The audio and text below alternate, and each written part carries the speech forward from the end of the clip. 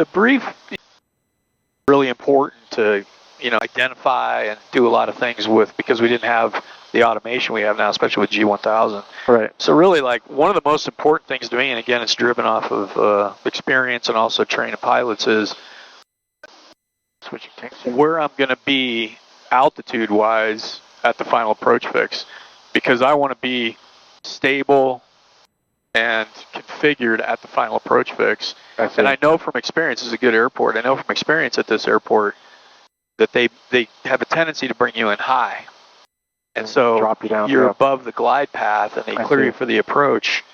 Now you've got to do some extra steps to get down. If you know that going into it, and you're conscious of the altitude at the final approach fix, and you're constantly reminding yourself, I'm going to be high. Right. So you can think of, okay, what am I going to do? I'm going to maybe slow down. I'm going to have to go to vertical speed mode and go down and get the glide slope. Capture from above, yeah. Right. And if you could brief that, it's, you know, like if you're at Long Beach on the ILS, they always bring you in at 1600. They never slam dunk you because there's no terrain.